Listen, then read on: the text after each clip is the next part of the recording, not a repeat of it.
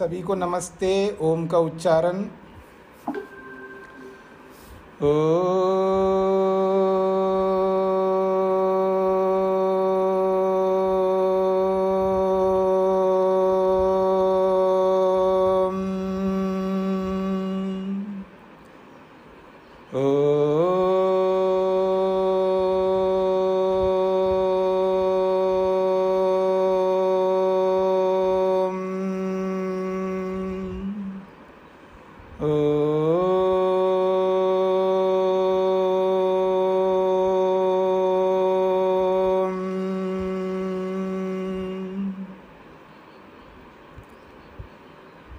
वेदांत दर्शन के तीसरे अध्याय के चतुर्थ पाद के 39वें सूत्र तक विचार हुआ है।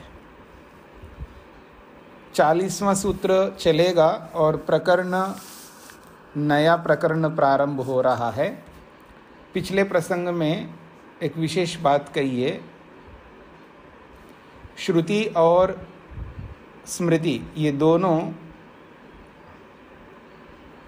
प्रमाण हैं कि आश्रम कर्मों की अपेक्षा किए बिना भी जो शम दम आदि जो कर्म किए जाते हैं मुक्ति को प्राप्त करने के लिए, वो मुक्ति के बहुत ही निकट साधन हैं। अब एक प्रसंग है, ये जो ऊर्ध्वरेतस्तु को प्राप्त किया होता है, ऊर्ध्वगमन करने वाला योगी जो संन्यास आश्रम को प्राप्त हो करके चतुर्थ आश्रम में प्रवेश करके फिर परोपकार करते हुए ईश्वर की सन्निधि में रहते हुए आगे बढ़ता है। लेकिन वो संन्यास आश्रम से यदि गिर जाए, वापस गृहस्थी बनने लगे संन्यास आश्रम को छोड़ करके, ऐसा होता है, कोई ना कोई संसार में ऐसा देखने को मिलता है। आगे बढ़ता है फिर वापस नीचे गिरता है व्यक्ति। नीचे से ऊपर चढ़ना चाहिए लेकिन व्यक्ति जो है ऊपर से फिर वापस नीचे उतर रहा होता है। इस प्रसंग को लेकर के एक चर्चा चलाई जा रही है कि क्या ऊर्ध्वरेतस्त्व गतश्चतुर्थाश्रमी सन्यासी,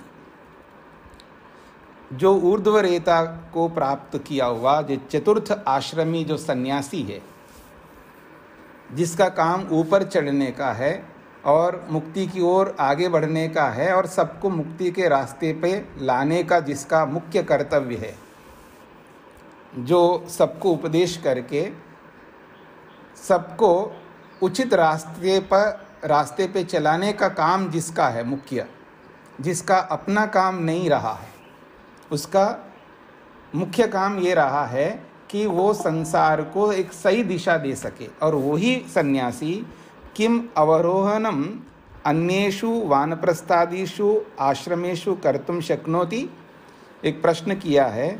जो ऊर्ध्वरेता सन्यासी है, चतुर्थ आश्रमी है, क्या वो अवरोहन कर सकता है? एक तो होता है आरोहण, आरोहण का मतलब है ऊपर चढ़ना, ऊपर जाना, और अवरोहन का मतलब है नीचे उतरना। तो कहा जा रहा है किम, क्या अवरोहनम, उसका अवरोहन हो सकता है, अर्थात अन्येषु वानप्रस्थादि आश्रमेषु, क्या वो संन्यास आश्रम को छोड़कर के वापस वानप्रस्थी बन जाए या गृहस्थी बन जाए, ऐसा हो सकता है? न वा, या नहीं हो सकता, मतलब उसको नीचे उतरना चाहिए अथवा नहीं उतरना चाहिए, ये एक प्रश्न किया है। अत्र उच्यते, इसका समाधान किया जा रहा है, तद्भूतस्य तु न अतद्भावः जैमिनेः अपि नियमातः नियमात् रूपाभावेभ्य। तो कहते हैं यहाँ पर नियमात तद्रूपाभावेभ्य, तद्भूतस्य तु न अतद्भावः जैमिनेः अपि नियमा तद्रूपाभावेभ्य। तो नियम अतद्रूप अभावेभ्य, ऐसा है, नियम अतद्रूप अभावेभ्य। तो जैमिनेः अपि, अपि शब्द इसलिए जोड़ा जाता है पहले कोई और इस बात को मानता हो।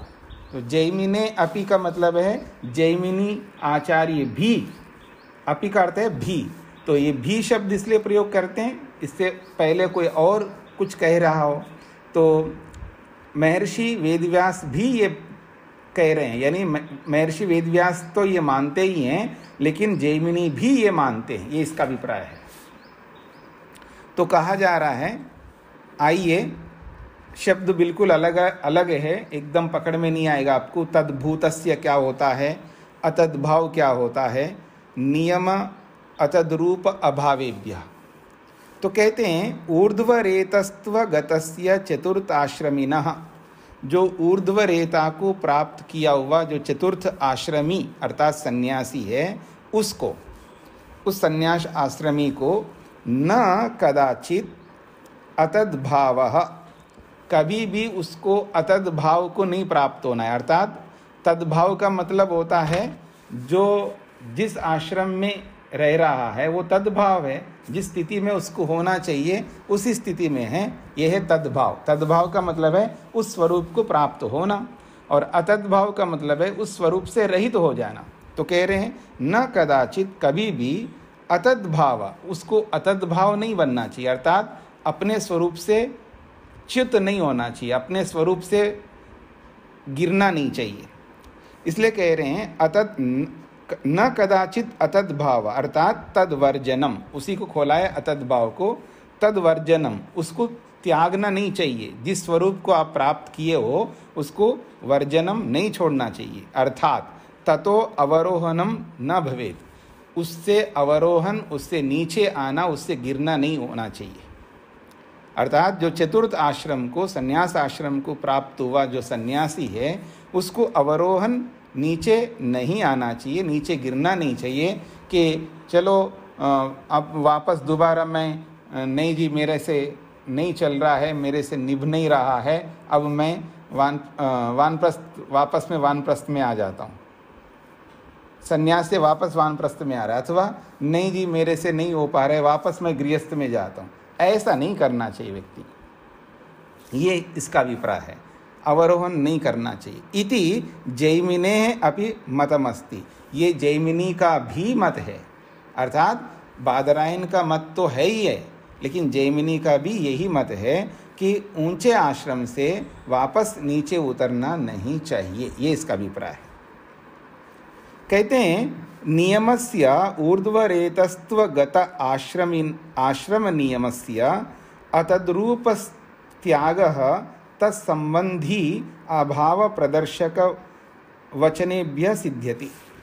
वो कहते हैं नियमस्य, जो नियम लिया है उसने, ऊर्ध्वरेतस्त्व गत आश्रम नियमस्य, जो ऊर्ध्वरेता को यानी चतुर्थ आश्रम को प्राप्त करने का जो नियम उसने दिया है, उस नियम को अतद्रूप त्याग, उससे रहित होकर के, अर्थात उससे त्याग, उस आश्रम को त्याग करके, तत्संबंधी अभाव, तो उस आश्रम से संबंधी जो नियम हैं उन नियमों का अभाव, अर्थात उस नियमों से अटकर के नीचे गिरने का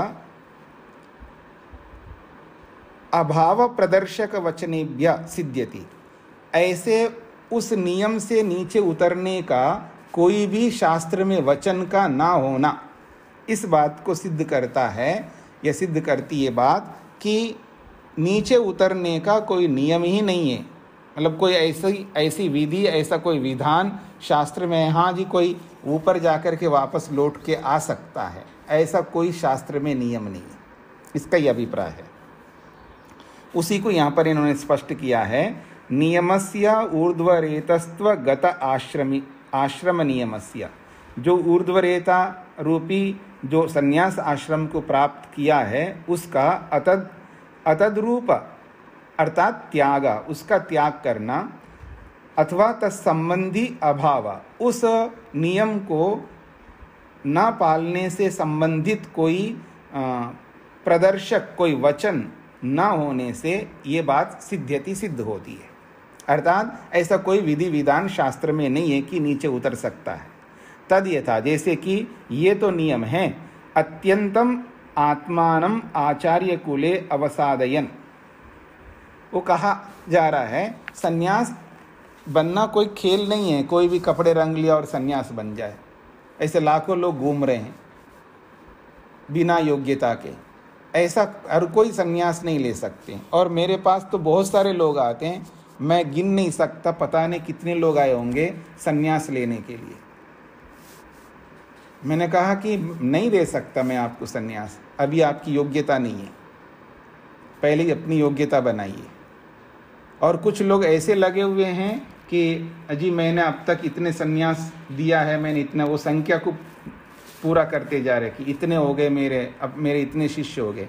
अब संख्या की पूर्ति करने के लिए जिस किसी को भी वो संन्यास दे देते हैं।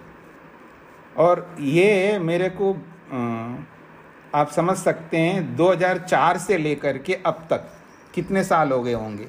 2004 से लेकर के अब तक इतने सालों से कितने लोग मेरे पास आए होंगे, आप कल्पना कर सकते हैं, जो संन्यास लेने के लिए।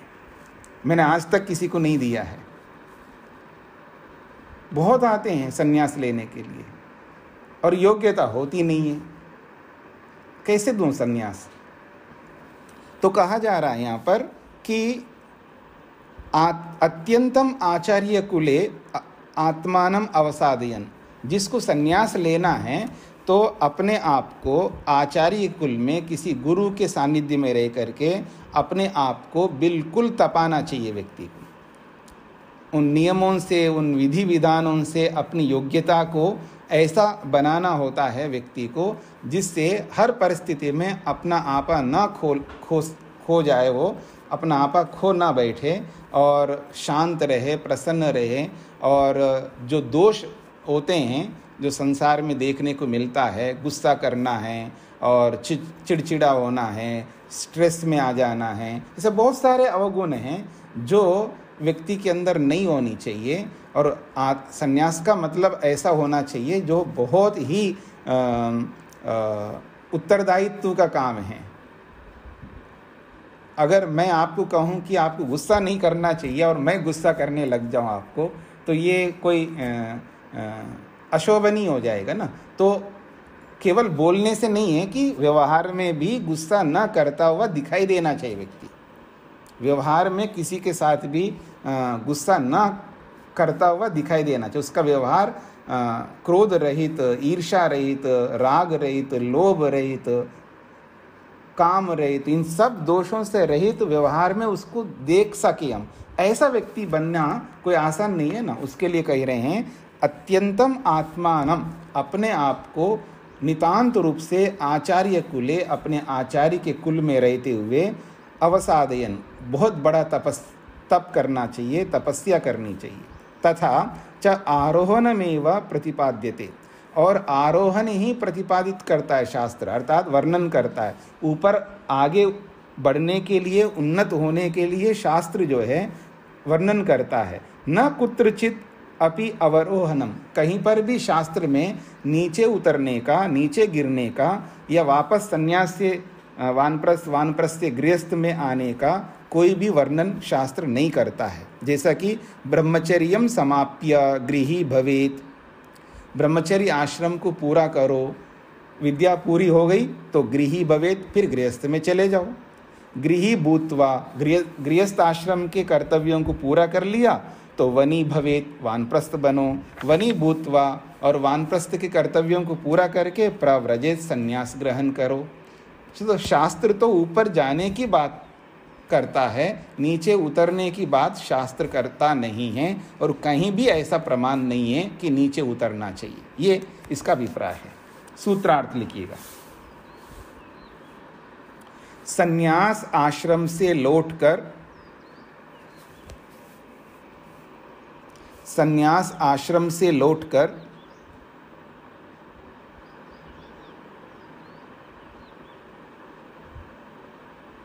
संन्यास आश्रम से लौटकर फिर से अन्य आश्रमों में,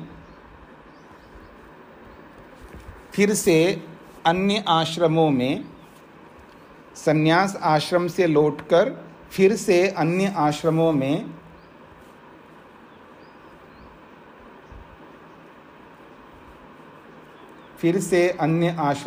नहीं जाना होता है। फिर से अन्य आश्रमों में नहीं जाना होता है।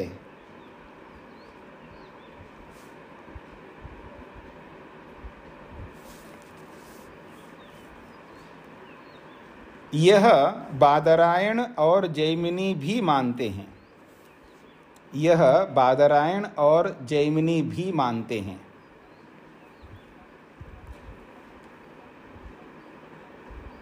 संन्यास आश्रम से लौटकर फिर से अन्य आश्रमों में नहीं जाना होता है, यह बादरायण और जैमिनी भी मानते हैं, क्योंकि शास्त्र का ऐसा ही नियम है।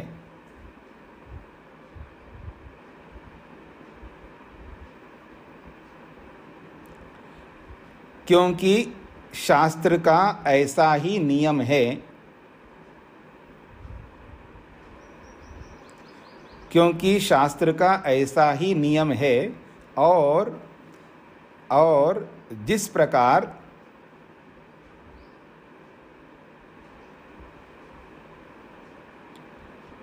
क्योंकि शास्त्र का ऐसा ही नियम है और जिस प्रकार आरोह का उल्लेख शास्त्र में वर्णित है और जिस प्रकार आरोह का उल्लेख शास्त्र में वर्णित है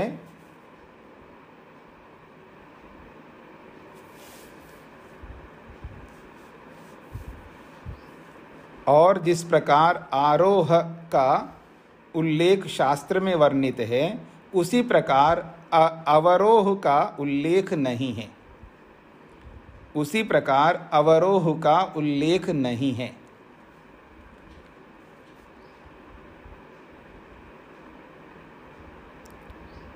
जिस प्रकार आरोह का उल्लेख शास्त्र में वर्णित है, उसी प्रकार अवरोह का उल्लेख नहीं है।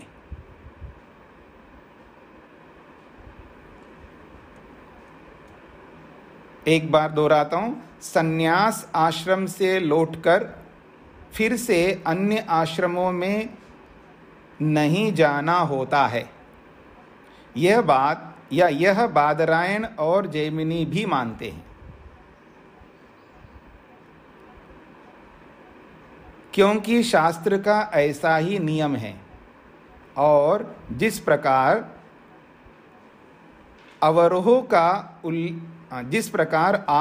का उल्लेख शास्त्र में वर्णित है, उसी प्रकार अवरोह का उल्लेख नहीं है। जिस प्रकार आरोह का उल्लेख शास्त्र में वर्णित है, उसी प्रकार अवरोह का उल्लेख नहीं है। ठीक है।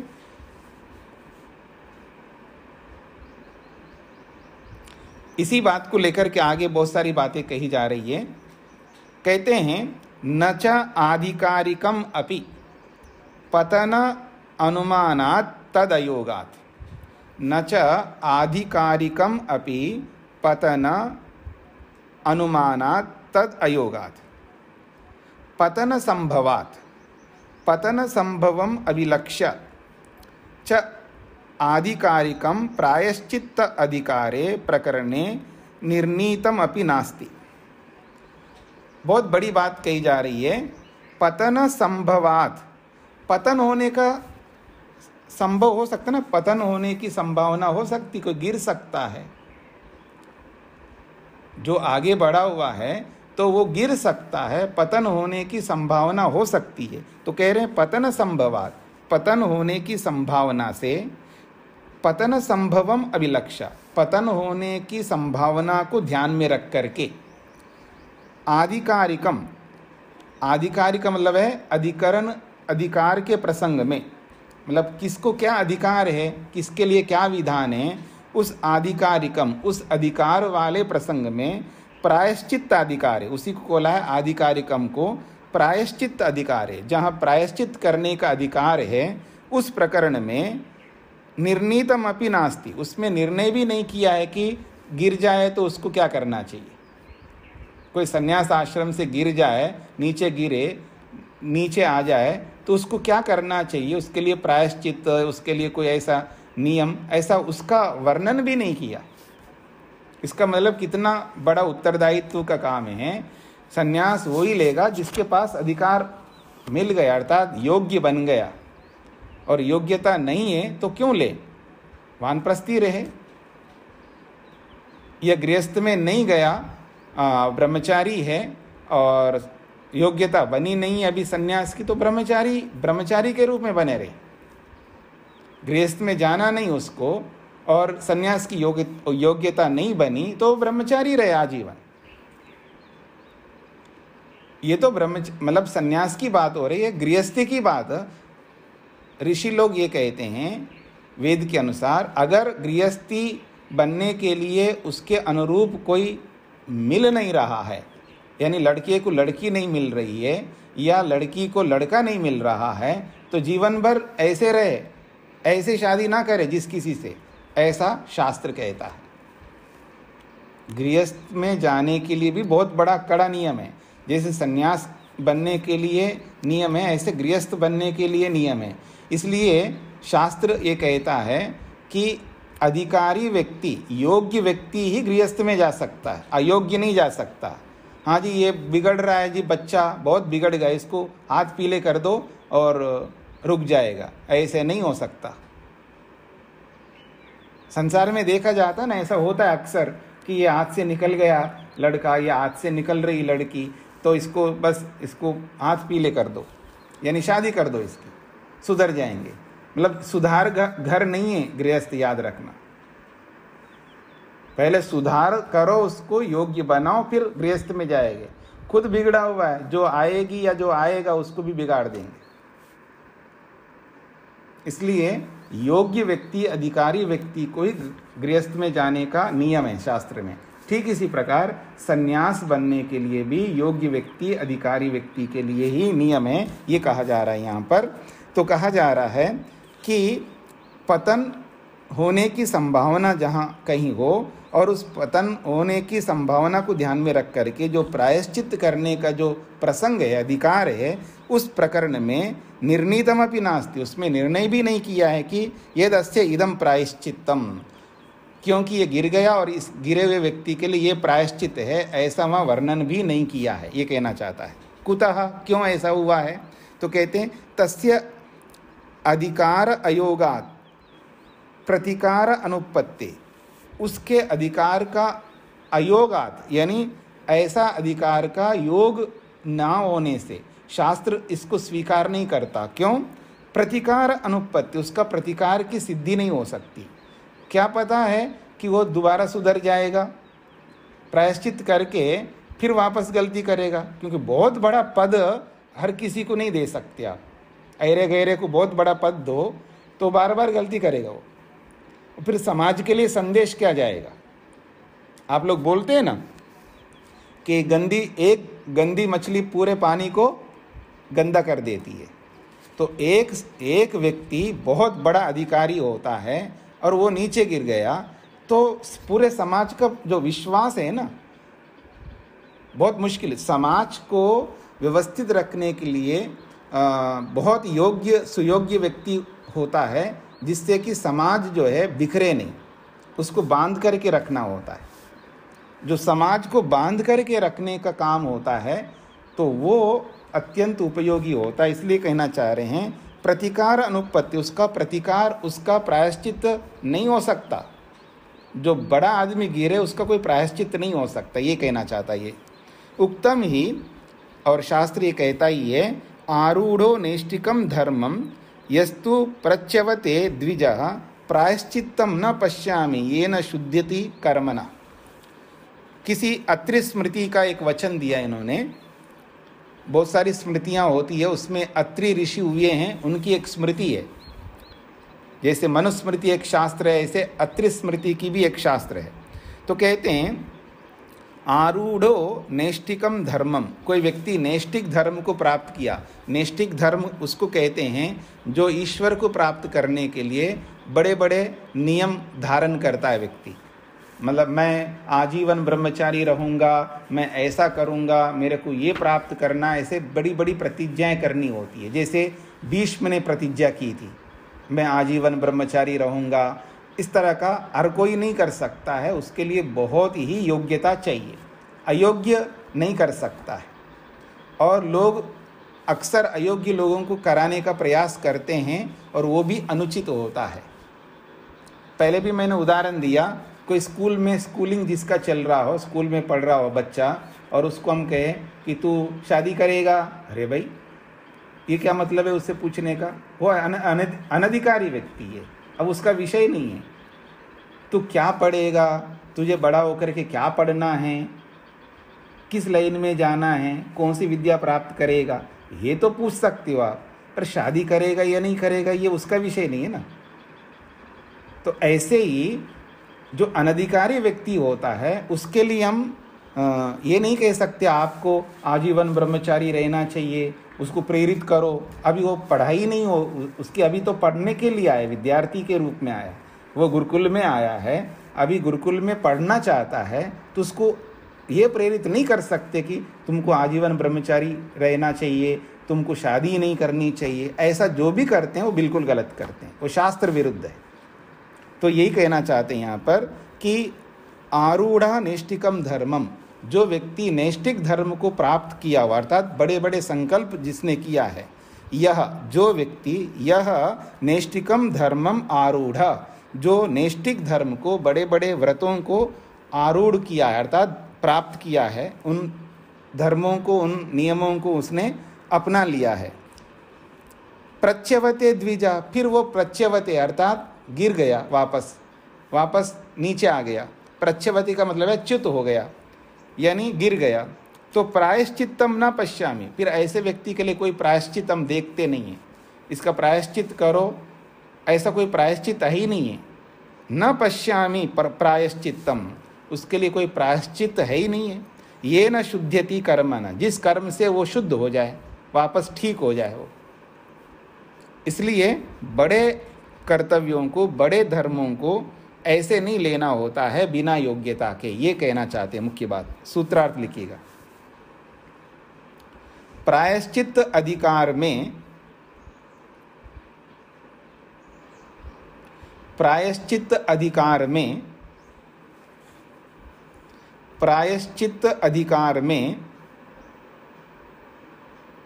ऊर्ध्वरेता सन्यासी के लिए, प्रायश्चित अधिकार में ऊर्ध्वरेता सन्यासी के लिए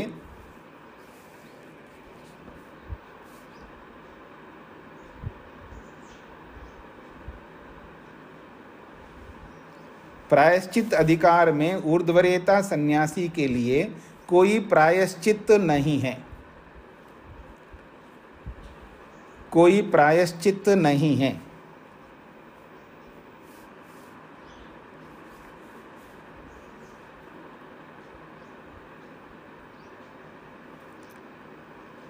कोई प्रायश्चित नहीं है, क्योंकि पतन अर्थात गिरने का निश्चय होने पर, पतन, क्योंकि पतन अर्थात गिरने का निश्चय होने पर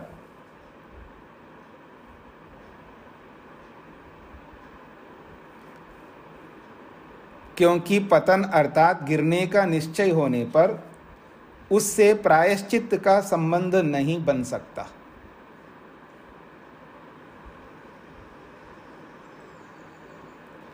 क्योंकि पतन अर्थात गिरने का निश्चय होने पर उससे प्रायश्चित का संबंध नहीं बन सकता।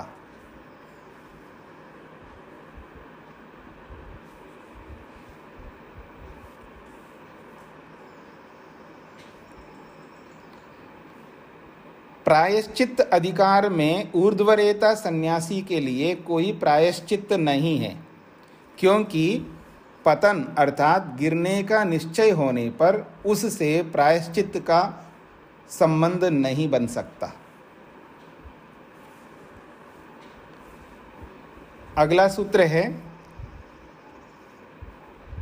उपपूर्वम अपि तु एके भावम अशनवत तदुक्तम। एके का अर्थ होता है कुछ आचार्यों का मानना है।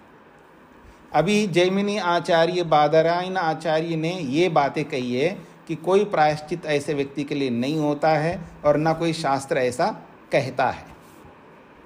लेकिन एक कुछ ऐसा आचार्य कहते हैं उपपूर्वम अपि भावम। उपपूर्वम का मतलब है एक होता है बहुत बड़ा दुष्ट कर्म करके गिरता है, एक छोटा मोटा दुष्ट कर्म करके गिरता है। दो प्रकार के लोग होते हैं ना दुनिया में।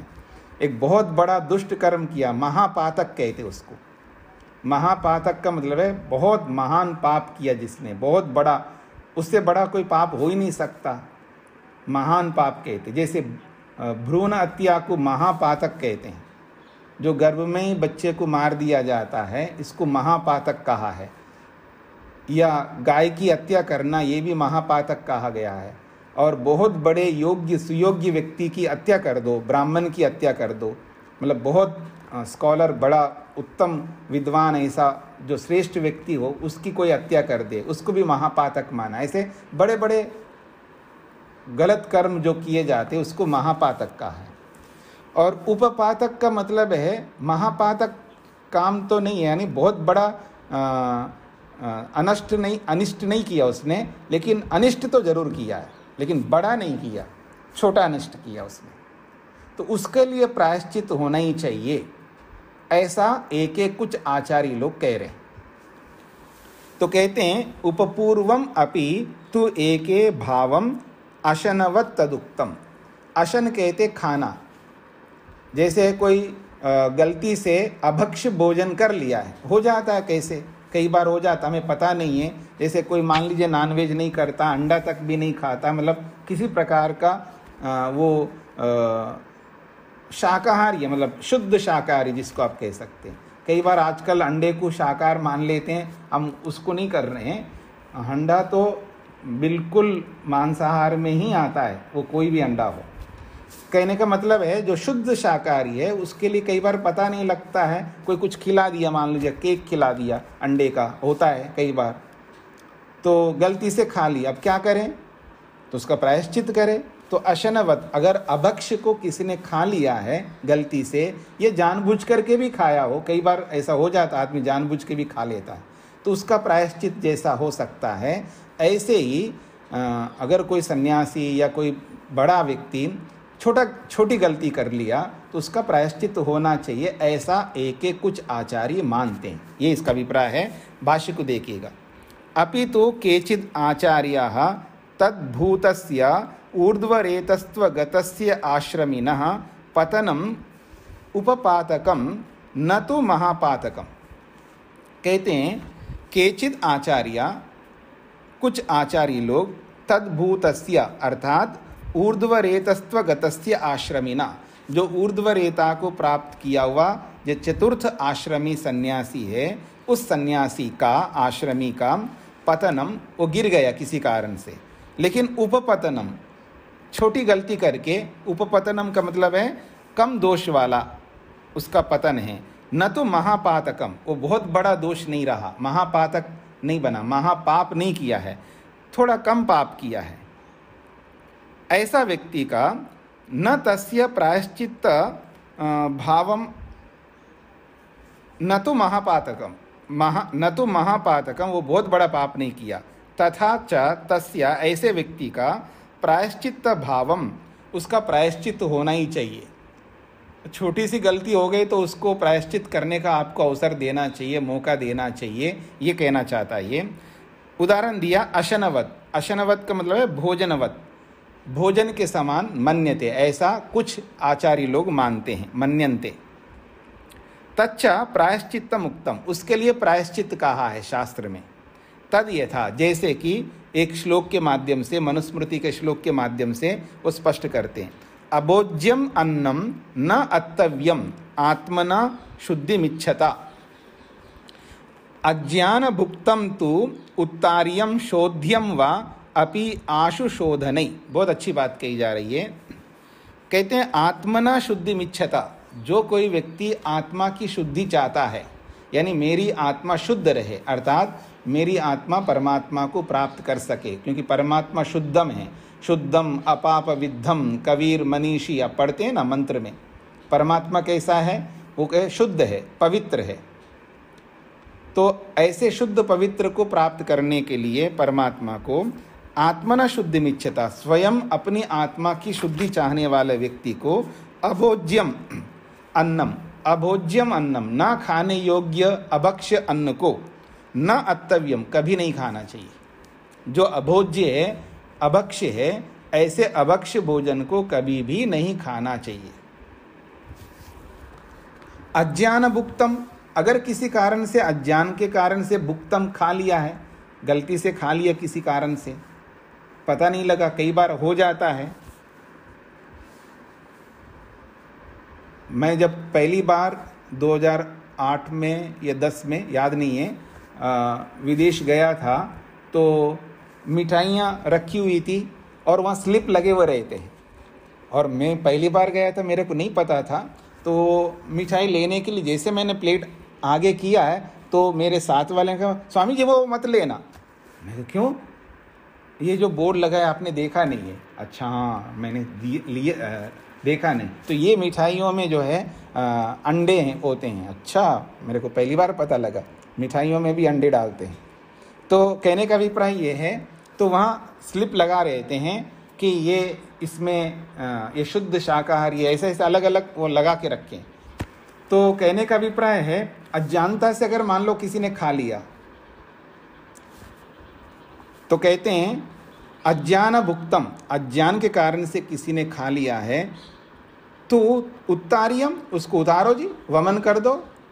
अज्ञान भुक्तम, तो अज्ञान के कारण से खा लिया है, उत्तारियम, जो खाया तो उसको उत्तारियम, उत्तारी का मतलब उतारो, उसको बाहर निकालो, अर्थात वमन कर दो, वमन से बाहर निकाल दो। अगर वमन से बाहर नहीं निकलता है तो क्या करें? तो कहा शोध्यम वा, उसको शुद्धि करो, शोधन करो। उसका शोधन करने के अलग अलग उपाय होते हैं, अलग अलग दवाइयाँ दी जाती है। कई बार लोग वो शंख प्रक्षालन आदि ऐसे अलग अलग उपायों को अपनाते हैं, पूरा निकालते हैं। तो शोध्यम, शोधन करके निकालो। आशु शोधने, आशु शोधने जो शीघ्र शुद्ध करने के जो औषधियाँ होती है आयुर्वेद के अनुसार, तो ऐसी ऐसी औषधि दी जाती है, उसको देते ही दस्त लग जाते हैं, एकदम शोधन हो जाता है। तो आशु शोधने, जो शीघ्र शुद्ध करने वाली जितनी भी औषधियाँ हैं, उन औषधियों के माध्यम से शोध्यम, उस शरीर को शुद्ध कर लेना चाहिए। यही उसका प्रायश्चित है। तो अकामता कृते पापे प्रायश्चित्तम विदुर्बुधा। और एक दूसरी बात बताई यहाँ श्लोक के माध्यम से, अकामता कृते पापे, अकामता का मतलब है अनजाने से, अकामता अनजाने से, कृते पापे अगर पाप हो गया, पाप हो जाने पर, अनजाने से पाप हो जाने पर, प्रायश्चित्तम विदु, प्रायश्चित उसका होता है, ऐसा बुधा बुद्धिमान लोग कहते हैं। गलती से बिना समझे, बिना जानकारी के किसी ने पाप कर दिया, हमें पता ही नहीं था कि ऐसा करना भी पाप हो जाता है, तो ऐसे अकामतः बिना जाने, बिना समझे, बिना जानकारी के कोई पाप कर ले तो उसके लिए प्रायश्चित होता है। और कामकार कृते अपि आहु एके, एके, कुछ लोग बहुत ज़्यादा उदार मना वाले होते हैं, वो कह रहे हैं एके, कुछ ऐसे भी आचार्य ये मानते हैं, कामकार कृते, जानबूझ करके भी किसी ने गलती की है। कामकार कृते का मतलब है जानबूझ करके किसी ने गलती की है। तो एक कुछ आचार्य ये भी कहते हैं कि श्रुति दर्शनात्, श्रुति में ऐसा देखा जाता है कि अपि आहु, उनके लिए भी प्रायश्चित कहते हैं, अर्थात कोई जानबूझ करके भी गलती करता है तो उसके लिए भी प्रायश्चित होता है, ऐसा कुछ आचार्य लोग मानते हैं। इससे वो ये कहना चाहते हैं कि बहुत बड़ा महापातक, बहुत बड़ा महान पाप नहीं हुआ उस सन्यासी से, पर पाप तो हुआ है, तो उसका प्रायश्चित होना चाहिए, ऐसे कुछ आचार्य लोग मानते हैं। सूत्रार्थ लिखिएगा। अनेक आचार्य कहते हैं कि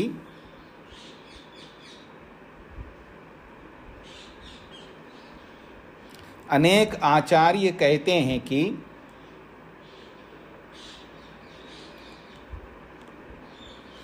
अनेक आचार्य कहते हैं कि उपपातक का प्रायश्चित, उपपातक, उपपातक का मतलब है कम पाप, उपपातक का प्रायश्चित होना चाहिए या मानना चाहिए, उपपातक का प्रायश्चित मानना चाहिए, उपपातक का प्रायश्चित मानना चाहिए, उपपातक का प्रायश्चित मानना चाहिए। अनेक आचार्य कहते हैं कि उपपातक का प्रायश्चित मानना चाहिए, जिस प्रकार अभक्ष्य भोजन का प्रायश्चित होता है। जिस प्रकार अभक्ष्य भोजन का प्रायश्चित होता है।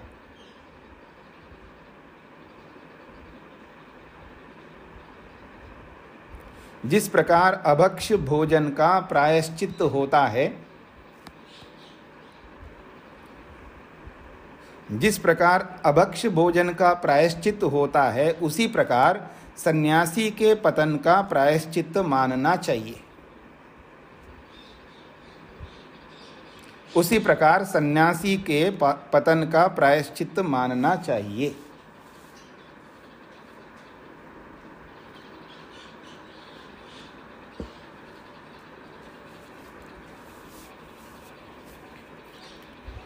अनेक आचार्य कहते हैं कि उपपातक का प्रायश्चित मानना चाहिए। जिस प्रकार अभक्ष्य भोजन का प्रायश्चित होता है, उसी प्रकार सन्यासी के पतन का प्रायश्चित मानना चाहिए। अगला सूत्र, बहिस्तु वयथापि स्मृते आचाराच्च। बहि तु उभयथा अपि, बहि तु उभयथा अपि स्मृतेः आचारात् च। इस सूत्र के अर्थ अलग अलग भाष्यकार अलग अलग अर्थ करते हैं। कुछ भाष्यकार इस सूत्र का अर्थ करते हैं कि उनको बहिष्कार कर लेना चाहिए, क्योंकि स्मृति और शास्त्र शिष्टों का आचरण ऐसा है कि जो बहुत गलतियां करते हैं, बड़े पद पर रह कर के भी अगर वो बड़ी बड़ी गलतियां करते हैं, उनका बहिष्कार कर देना चाहिए। ऐसा कुछ भाष्यकार इसका अर्थ करते हैं, लेकिन ब्रह्ममुनि जी ने वैसा अर्थ न करके दूसरे ढंग का अर्थ किया है। तो वो देखते हैं, उपपातकत्वेन महापातकत्वेन च उभयथा अपि। दो प्रकार के पाप होते हैं, एक उपपातक और एक महापातक। एक छोटी सी गलती छोटा सा पाप, एक बड़ी गलती बड़ा पाप। तो उपपातक का मतलब है छोटा पाप और महापातक का मतलब है महान बहुत बड़ा पाप। इस प्रकार से उभयथा अपि दो प्रकार के पाप होते हैं। यह खलु ऊर्ध्वरेतस्त्व धर्मात् बहिभूतः पतितः अपि। जो ऊर्ध्वरेतस्त्व को प्राप्त किया है, यानी ऊंचे आश्रम को या संन्यास आश्रम को जो प्राप्त किया है और उस संन्यास आश्रम के धर्म से बहिभूता बाहर निकल के आया, यानी पाप कर डाला, पतिता वो पतित हो गया अर्थात गिर गया, तो उसके लिए भी प्रायश्चित्त भाग भवति, वो प्रायश्चित्त का अधिकारी होता है। अर्थात उसको अवसर मिलना चाहिए, प्रायश्चित्त करने का उसका अवसर होना चाहिए, प्रायश्चित्त का वो अधिकारी बन सकता है। ये बात स्मृति और आचरण से, शिष्टों के आचरण से पता लगता है। कहते हैं स्मृति वचनात् तथा शिष्ट आचारात् गम्यते। स्मृति के वचन से, स्मृति से भी पता लगता है और शिष्टों के आचरण से भी पता लगता है, ऐसा यहाँ कहना चाहते हैं।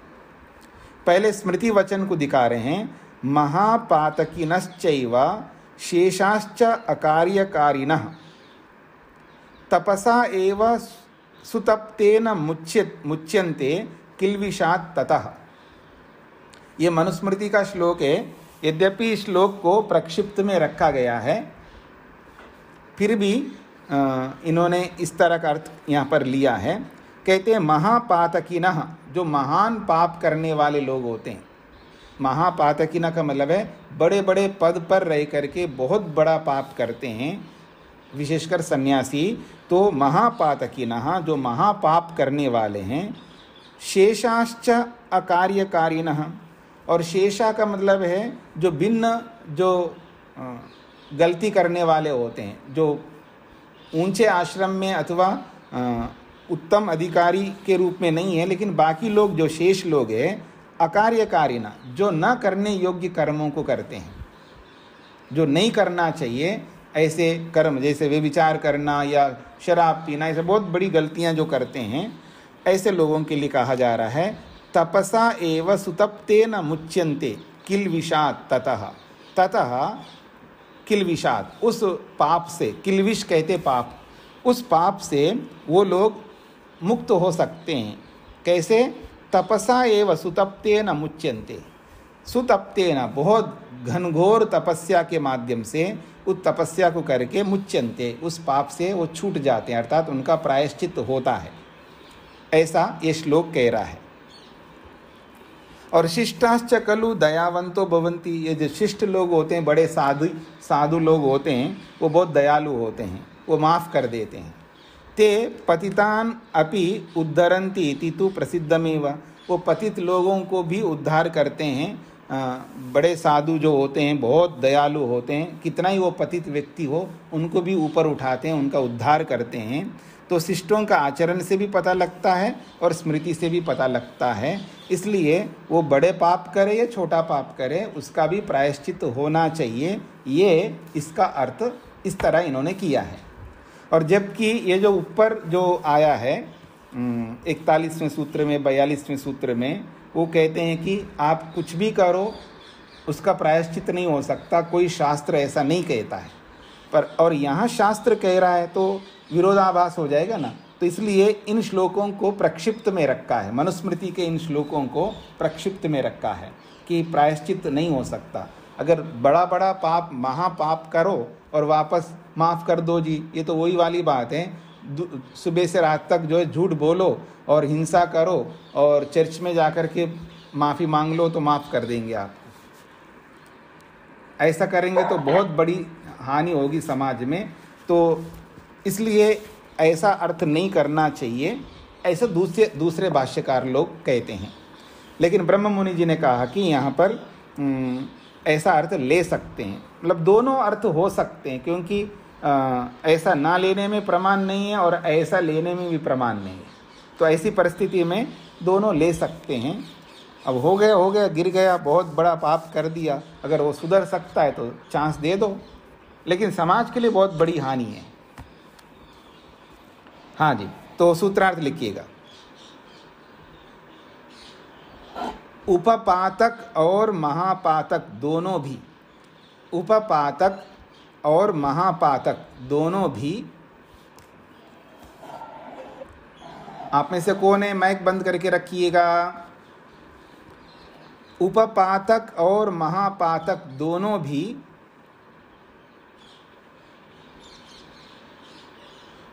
उपपातक और महापातक दोनों भी ऊर्ध्वरेता सन्यासी के धर्म से, ऊर्ध्वरेता सन्यासी के धर्म से,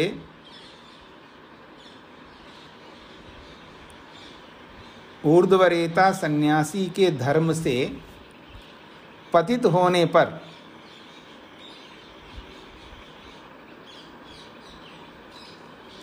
ऊर्ध्वरेता सन्यासी के धर्म से पतित होने पर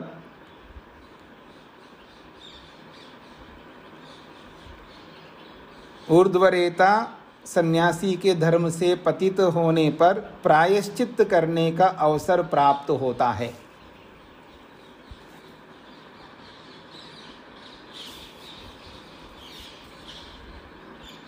ऊर्ध्वरेता सन्यासी के धर्म से पतित होने पर प्रायश्चित करने का अवसर प्राप्त होता है।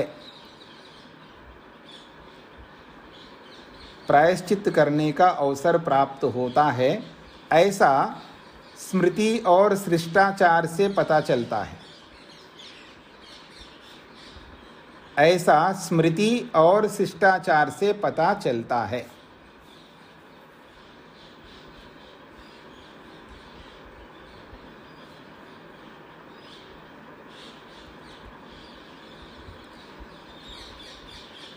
हाँ जी, उपपातक और महापातक दोनों भी ऊर्ध्वरेता सन्यासी के धर्म से पतित होने पर प्रायश्चित करने का अवसर प्राप्त होता है, ऐसा स्मृति और शिष्टाचार से पता चलता है। बाकी भाष्यकारों ने कैसा अर्थ किया इसका? उभयथा अपि स्मृते आचाराच्च, स्मृति और शिष्टाचार से ये पता लगता है ऐसे महापातक कर्म करने वालों को बहिष्कार किया जाता है। जैसे कि स्मृति में उसका प्रमाण, यानी स्मृति में कहा है कि बहुत बड़ा महान पाप करता है सन्यासी आदि, उसको बहिष्कृत करते, देश से बाहर निकाल देते उसको। ऐसा उदाहरण बहुत मिलते हैं शास्त्रों में, और शिष्टाचार भी ऐसा मिलता है। तो उन्होंने ऐसे प्रमाण दे दिया। अब ये प्रसंग को पूरा कर दिया जी। अब नया प्रसंग प्रारंभ हो रहा है। कर्म अंगोपासना आश्रम कर्म। ये जो आश्रम का कर्म है वो कर्मोपासना, कर्मांगोपासना, वो कर्म का अंग के रूप में या उपासना के अंग के रूप में वो होता है। पीछे कहा था ना, उपासना का अंग कर्म है या कर्म का अंग उपासना है। तो बात उसकी चल रही है, वापस उसी बात को उठाया उन्होंने कि जो ब्रह्म विद्या को प्राप्त करते हैं या ब्रह्म विद्या का अंग बनता है ना कर्म, तो बनता है नहीं बनता, पहले निषेध कर दिया था। फिर अंत में कहा था कि वो सहायक बनता है, मतलब सीधा कारण नहीं बनता है, परंपरा से कारण बनता है। तो उस कर्म को कौन करे, यजमान करे या ऋत्विक करे, ये एक प्रसंग चलाया जा रहा है। कर्मंग उपासना, जो कर्म का अंग जो उपासना है वो आश्रम कर्म है। वो आश्रम कर्म है, यानी गृहस्थी के कर्म है वो। तद यजमानेन यज्ञ स्वामिना अनुष्ठेयम, उस कर्म को यजमान जो है, यज्ञ का स्वामी होता है यजमान, क्या उस यजमान को उस कर्म का अनुष्ठान करना चाहिए। यद्वा अथवा कर्मकर्त्री ऋत्विजा अत्र उच्यते, अथवा जो उस कर्म को संपन्न कराने वाले जो ऋत्विक होता है, पुरोहित होता है, उस पुरोहित को करना चाहिए उस कर्म को। उस कर्म को किसे करना चाहिए, जो उपासना का अंग जो कर्म है अथवा कर्म का अंग जो उपासना है। यज्ञ में, बड़े बड़े यागों में कर्म का अंग बनाते, वहाँ उपासना यानी स्तुति की जाती है और वहाँ कुछ ना कुछ कर्म किए जाते हैं। तो उस प्रसंग को ध्यान में रख के बोला जा रहा है कि जो कर्म का अंग जो उपासना है वो आश्रम का कार्य है, आश्रम का अंग है।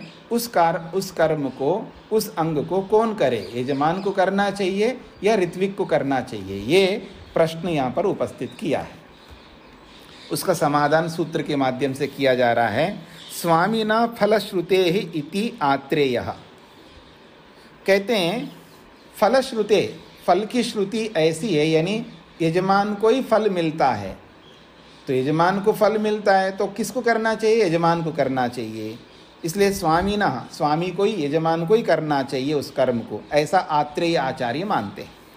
स्वामिना स्वामी विषयिकायाः फलश्रुते, स्वामिना अर्थात स्वामी विषयक फल की श्रुति होने से तत्कर्म अंगोपासनम, उस कर्म अंगोपासना को स्वामिना एवं अनुष्ठेयम, यजमान रूपी स्वामी को ही अनुष्ठान करना चाहिए। इति आत्रेयो मन्यते, ऐसा आत्रेय आचार्य मानते हैं। यतः तत्कर्मणा फलश्रुति, उस कर्म का जो फल है, उस फल को बताने वाली जो श्रुति है वो किसको बताती है, स्वामी विषयी का अस्ति, वो स्वामी को ही फल मिलता है, ऐसा श्रुति कह रही है। जैसे कि उदाहरण दिया उन्होंने, वर्षति हा अस्मै वर्षयति हा या एतद एवं विद्वान वृष्टो पंचविधम साम उपासते, या एतद एवं विद्वान, जो इस बात को विद्वान समझता है, वृष्टि को ध्यान में रख करके, बरसात को ध्यान में रख करके, जो अच्छी वृष्टि होनी चाहिए और सब लोगों को अन्न मिलना चाहिए, इन भावों को मन में रखते हुए वृष्टो, वृष्टि याग को पंचविधम सामा, उस वृष्टि याग को पूरा करने के लिए पंचविध नामक जो साम है, उस साम की जो उपासना करता है, उसके लिए वर्षति, बरसात हो जाती है। वर्षति है अस्मै, उसके लिए बादल जो है बरसात कर देता है। वर्षयति है, और वो भी व्यक्ति दूसरों के ऊपर सुख का वर्षा भी कर देता है। अब उसके लिए बादल बरसात करता है तो वो जो व्यक्ति है, वो व्यक्ति बाकी लोगों के लिए भी सुख की वर्षा करता है। तो फल की श्रुति जो है यजमान के लिए है, इसलिए यजमान को ही करना चाहिए, ऐसा आत्रेय मुनि कहते हैं। सूत्रार्थ लिखिएगा, कर्म का फल यजमान को मिलता है, कर्म का फल यजमान को मिलता है, कर्म का फल यजमान को मिलता है, ऐसा श्रुति बतलाती है। कर्म का फल यजमान को मिलता है ऐसा श्रुति बतलाती है, इसलिए कर्म का अनुष्ठान यजमान को करना चाहिए। इसलिए कर्म का अनुष्ठान यजमान को करना चाहिए। इसलिए कर्म का अनुष्ठान यजमान को करना चाहिए, यह आत्रेय आचार्य का मानना है। यह आत्रेय आचार्य का मानना है।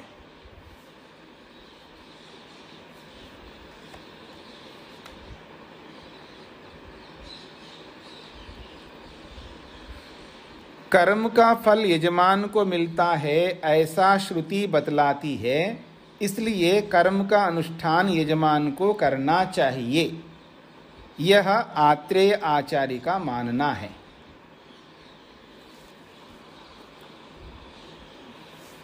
हाँ जी, अजीत जी को क्या पूछना था?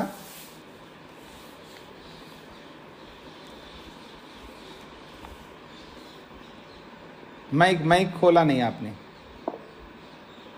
जी नमस्ते जी। प्रायश्चित वाले में शंका हो गई कि क्या प्रायश्चित संभव है या नहीं है, वो क्लियर नहीं हुआ। ये दोनों सिद्धांत में नहीं, ऐसा है कि मैं बादरायण और जैमिनी के मत में तो प्रायश्चित नहीं होना चाहिए, और कुछ आचार्य लोगों के मत में होना चाहिए। दोनों बातें कही है। तो हमें किसका मत अनुसरण करना चाहिए? हाँ, जब आप सन्यास बनोगे तब देख लेना। अभी क्या करना चिंता? हाँ, जब सन्यास बनो फिर गिरो फिर सोचो, ये कोई बात थोड़ी हुई। ऐसा है कि हमें आदर्श का पालन करना है ना, तो आदर्श का पालन ये है कि प्रायश्चित नहीं होना चाहिए, ताकि वो इसका प्रायश्चित नहीं होता इसलिए मेरे को गलती नहीं करनी चाहिए, ये डर रहना चाहिए आदमी को। दंडः शास्ति प्रजा सर्वा।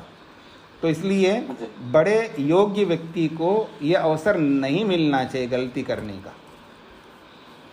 बाकी ठीक है, अगर कोई कहता है नहीं मिलना चाहिए तो मेरे कोई वो नहीं है कि मैं कोई अड़ना नहीं चाहता हूँ, दोनों प्रमाण है। पर मैं अपनी व्यक्तिगत बात कह रहा हूँ कि बहुत बड़े पद पे रहने वाले को गलती का मौका नहीं देना चाहिए, या उसको ऐसा अवसर नहीं देना चाहिए, ताकि क्योंकि वो बहुत बड़ा दायित्व वाला पद है, वो पूरी दुनिया के लिए वो एक रोल मॉडल की तरह है। तो वो व्यक्ति अगर गलती करे फिर प्रायश्चित करे फिर गलती करे, ये श्रृंखला उचित नहीं है, समाज पर बुरा प्रभाव पड़ता है। हाँ जी, प्रेम जी का क्या प्रश्न है? स्वामी जी, ये प्रायश्चित जो है ये केवल सन्यासी के लिए है, या जो और भी लोग बड़ी पोजीशन पे हैं उनके गलती की वजह से पूरा राष्ट्र के ऊपर इफेक्ट पड़ता है, तो उनको भी प्रायश्चित का भी कोई विधान होना चाहिए ना? हाँ जी, ये तो सन्यासी की बात चल रही थी, इसलिए उसी के लेकर के यहाँ पर बोला गया है। बाकी आप मनुस्मृति पढ़ रहे हैं तो मनुस्मृति में सब लोगों के प्रायश्चित की चर्चा आएगी, तब उस पर विचार कर लेंगे। प्रायश्चित तो होता ही है, चाहे वो सन्यासी हो या बहुत बड़े पदों पर बैठे हुए राजा लोग हो या कोई भी व्यक्ति हो, तो प्रायश्चित का एक बहुत बड़ा प्रसंग है, अधिकार है मनुस्मृति के अंदर या और भी शास्त्रों में है, धर्म ग्रंथों में है, तो उसकी चर्चा आएगी जरूर। मनुस्मृति में भी वो चर्चा आएगी प्रायश्चित के लिए।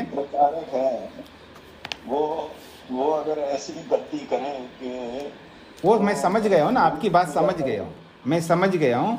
जहाँ बड़े बड़े पदों में जो बैठे रहते हैं वो गलतियाँ करेंगे तो बहुत बड़ी हानि होती है। तो बड़े पद में उसी को बैठना होता है जो अधिकारी होता है, और समस्या ये है कि अनधिकारियों को हम बिठाते हैं अलग अलग स्वार्थों के कारण से, तब ये सारी समस्याएं होती है।